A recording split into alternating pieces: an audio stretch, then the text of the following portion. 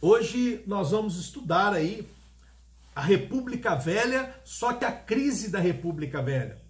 Como diz o Henrique Juliano, cedeu, volta por baixo, a volta por baixo, cedeu, tá lembrado? Foi volta por baixo, amor. Então vamos lá, a República Velha, estamos falando de volta por baixo porque fala da crise da República Velha, não é mesmo? Então nós vamos falar hoje das oligarquias em declínios, né? As oligarquias em declínio, aquele grupo oligarquia, a palavra oligo, poucos, arquia, poder, poder na mão de poucos. E esses poucos que governavam, né, na República Velha, os grandes produtores de café do Brasil, vão entrar em crise. Nós vamos falar de um tempo de reação, tanto da população civil como dos tenentes, dos militares, né? E para começar, o primeiro movimento de contestação da República Velha, aí do capítulo 23, sem dúvida nenhuma, é a Semana de Arte Moderna.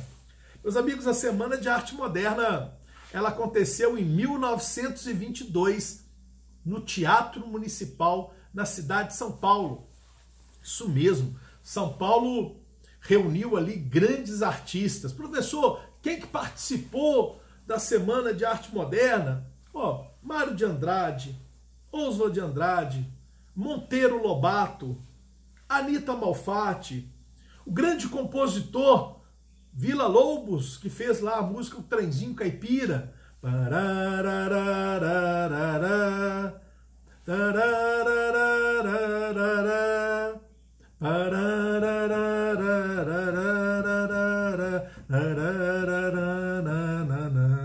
E aí vai, linda, a música é linda.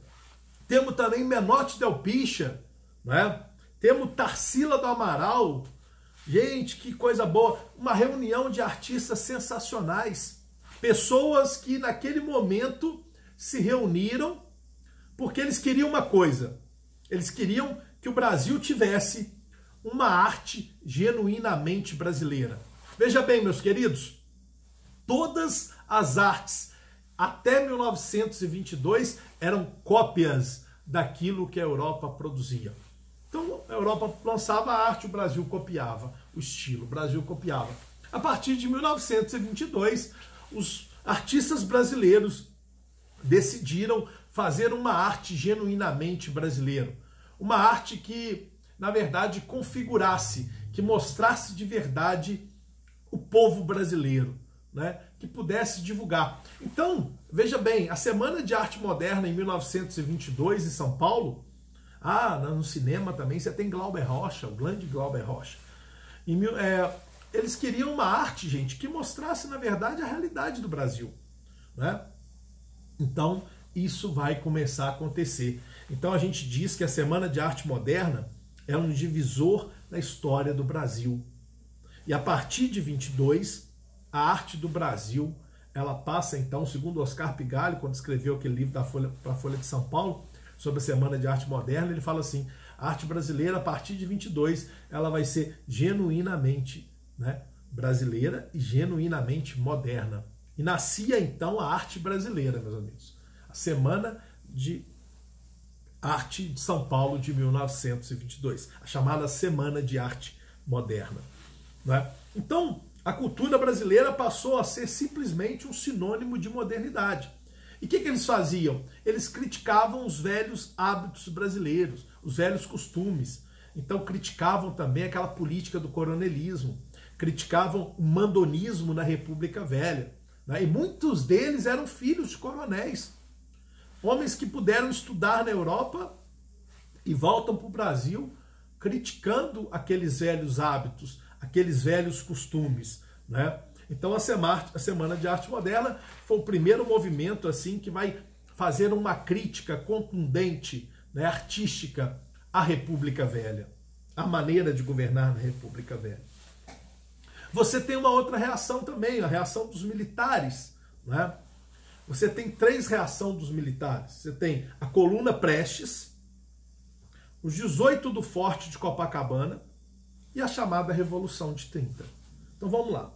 Os 18 do Forte de Copacabana, pessoal, foram soldados que se rebelaram porque eles queriam derrubar o governo, né? Era contra o governo de Arthur Bernardes. E daqueles 18 que saíram do Forte de Copacabana, teve uma série de resistência, de luta contra eles, só sobreviveram 2. O Eduardo Gomes e o Siqueira Campos, que foram expulsos, inclusive, do exército, terminaram a vida pedindo esmola na rua, uma dificuldade danada, né? E logo depois, os sobreviventes ali, aquela coluna Prestes, os 18 do Forte de Copacabana, acaba se transformando na coluna Prestes.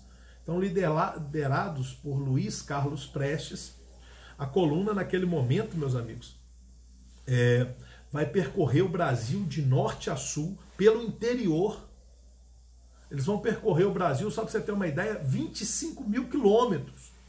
Acabaram sendo perseguidos pelas tropas do governo e eles iam para o interior pregando a revolução, né, pregando um Brasil novo, um Brasil diferente, sem corrupção. Eles falavam muito na palavra moralização da política, né? Os tenentes queriam moralizar a política brasileira. E eles andaram 25 mil quilômetros a pé, cortando o Brasil de sul a norte. E chegaram, inclusive, a pedir asilo político na Bolívia. Olha que interessante. Para não morrer, porque perseguidos por tropas do governo. E foi na Bolívia que o senhor Luiz Carlos Prestes vai ter pela primeira vez, né, contato com as ideias comunistas, que depois o Luiz Carlos Prestes vai para a Rússia, vai aprender o comunismo, vai montar no Brasil o Partido Comunista Brasileiro em 1922, né? Mas veja bem que interessante isso. É a partir dessa ida dele para a Bolívia que ele vai ter pela primeira vez o contato com essas ideias comunistas, né? O Luiz Carlos Prestes, que comandou a coluna Prestes, que é uma tentativa dos tenentes de tomarem o poder no Brasil. Bom, e moralizar a política brasileira, acabar com o coronelismo, com as fraudes eleitorais, né? Eles queriam, a palavra certa era moralizar a política brasileira. Meus amigos,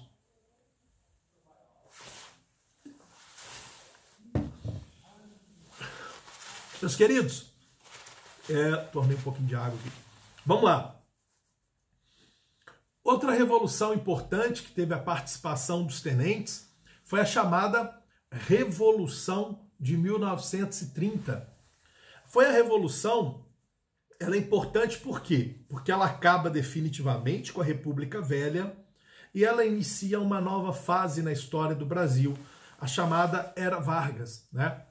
A Revolução de 30, ela vai acabar com o coronelismo, com as fraudes eleitorais, e ela vai colocar Getúlio Vargas no poder. Os tenentes, né, a Brigada do Rio Grande do Sul, vão enfrentar, né, seus opositores, e os tenentes vão conseguir, então, eleger, colocar na presidência o senhor Getúlio Vargas. Como é que foi isso, professor? Aconteceu o seguinte, o presidente do Brasil naquela época era um cara chamado Washington Luiz. E o Washington Luiz era o presidente do Brasil pelo estado de São Paulo. Então todo mundo sabia, pessoal, que pela política do café com leite, o próximo presidente da República deveria ser um mineiro, né? Por que é a política do café com leite? Um governante de São Paulo e um de Minas Gerais. Descia o paulista, subia o mineiro, e assim eles se revezavam na política nacional. Só que, dessa vez, aconteceu uma coisa. O Washington Luiz, ele quebrou a política do café com leite. Ele rompeu a política do café com leite. Porque o certo naquela época era, inclusive, o Washington Luiz apoiar o Antônio Carlos, que era o quê? O governador de Minas Gerais. Ele, pela lógica, pelo revezamento, ele seria o novo presidente do Brasil. Aliás, gente, aqui em Belo Horizonte tem uma avenida importante, que ela chama Avenida Presidente Antônio Carlos. O Antônio Carlos nunca foi presidente da República, mas ele era governador de estado. E na época, na República Velha, os governadores de estado eram chamados de presidente. Por isso que essa avenida chama Presidente Antônio Carlos, em homenagem ao governador de Minas, tá bom? que não chegou a ser presidente da República, mas que arquitetou a Revolução de 30. Foi ele que organizou, foi ele que conseguiu derrubar o Washington Luiz do poder. Então, o Washington Luiz, o presidente do Brasil, deveria, pela lógica natural da política do café com leite, indicar o Antônio Carlos, que era governador de Minas. Só que o Washington Luiz resolveu indicar um outro governador, o governador de São Paulo. Na época, um cara chamado Júlio Prestes, amigo pessoal do Washington Luiz. E ele indica o Júlio Prestes para governador do estado de São Paulo. Governador não, para presidente, ele era governador, mas indica ele para presidente do Brasil. O Antônio Carlos ficou muito chateado, porque ele não foi indicado, e ele acaba desistindo da candidatura à presidência da República, e ele indica do Rio Grande do Sul o senhor Getúlio Vargas, né, que nasceu em São Borja, lá no Rio Grande do Sul. O Vargas, que teve uma carreira política brilhante, foi deputado estadual, deputado federal, ele foi ministro da Cultura, Ministério da Economia, foi ministro da Economia do governo de Washington Luiz, ele foi governador do Rio Grande do Sul e depois presidente da República de 30 até 45, 15 anos direto, e depois de 50 até 1954. Então Getúlio teve uma carreira, ele que formou em Direito, né, se formou em Direito, ele teve uma carreira política brilhante, podemos dizer assim. Mas o Antônio Carlos, o mineiro, articulou para que Getúlio Vargas, então, assumisse a cadeira de presidente da República. Bom, o que aconteceu? O Washington Luiz lança Júlio Prestes, o Antônio Carlos lança Getúlio Vargas. Teve eleições. As eleições presidenciais aconteceram e Júlio Prestes, candidato por São Paulo, acabou vencendo. Teve até um fato interessante, que o Washington Luiz manda um telegrama para o João Pessoa, que governava o estado da Paraíba naquela época, e perguntando assim: João Pessoa, você apoia a candidatura de Júlio Prestes? E o João Pessoa respondeu assim no telegrama para ele: nego, nego. Por isso que a bandeira da Paraíba, gente, e o João Pessoa depois, o Vargas chama ele para ser vice da chapa do Vargas, e o João Pessoa acaba sendo assassinado na Paraíba. Por isso que a bandeira da Paraíba, ela tem o preto, que tipifica o luto pela morte de João Pessoa, o vermelho, que fala do sangue dele, e está escrito a resposta que ele manda para o Washington Luiz. Não é nego que está escrito lá, não. A gente fala, está escrito nego, né? Não. É nego, de negação. Né? Eu não aceito a indicação de Júlio Prestes. Era isso que o João Pessoa estava... Inclusive, o Lindolfo Collor de Mello, na tribuna, na Câmara dos Deputados, chegou a fazer um discurso na época que botou fogo no Brasil, botou fogo na Revolução de 30, dizendo o seguinte: o Washington Luiz, que era presidente do Brasil, Lindolfo Collor de Mello, que é avô do Collor de Mello, né, que é senador da República hoje, ele chegou e fez um discurso falando: Washington Luiz, o que fizeste de João Pessoa? Como se o Washington Luiz tivesse mandado matar o João Pessoa, da Paraíba. E não foi. Ele morreu por mortes, problemas políticos da própria Paraíba, né, que ele foi assassinado. Então, aí a morte de João Pessoa na Paraíba botou fogo na Revolução. Júlio Prestes venceu, mas aí o Antônio Carlos pediu que os tenentes intervissem. Veio a comissão de verificação, falou: ó, teve fraude na eleição. Né? O Antônio Carlos era um grande coronel naquela época, comandava muito a política mineira e nacional, e ele teve a força dos tenentes. Os tenentes vieram e falaram: ó, teve fraude. Então a eleição está cancelada e a vitória, então, como teve fraude, é de Getúlio Vargas. E aí que acontece a Revolução de 30, que é quando os tenentes vão empossar. O que eles vão fazer? Os tenentes vão tirar o Washington Luiz da presidência da República, vão impedir a posse de Júlio Prestes e vão colocar na presidência da República Getúlio Vargas, né? Então, aí começa toda aquele governo de Vargas, né, que começa ali com a legislação trabalhista. Vargas cria a carteira de trabalho, né? Aliás, Vargas faz isso por um conselho de Antônio Carlos. O Antônio Carlos vira para Vargas naquele momento e fala com Getúlio Vargas assim: façamos a revolução antes que o povo a faça. Olha o que Antônio Carlos estava dizendo. O povo, a elite, gente, não faz revolução. Elite faz reforma. Por que ele faz reforma na lei, a elite? Para evitar a revolução. Então, o que o Antônio Carlos estava dizendo é o seguinte: façamos a reforma, ou seja, vamos dar algum direito para o povo, porque o povo não tinha direito nenhum, os trabalhadores, antes que o povo faça a revolução. É isso que o Antônio Carlos, na verdade, estava querendo dizer. Mas ele fala a frase: façamos a revolução antes que o povo a faça. O clima no Brasil era um clima hostil, um clima de guerra, um clima complicado. E o Vargas atende sabiamente o conselho de Antônio Carlos.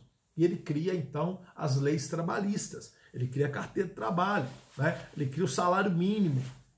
E aí os trabalhadores vão passar a ter um amor, uma admiração por Vargas absurda. O amor foi tão grande que Vargas governou de 1930, meus amigos, até 1945. Vejam bem, até 1945. Então Vargas ficou muito tempo, muitos anos na presidência da República.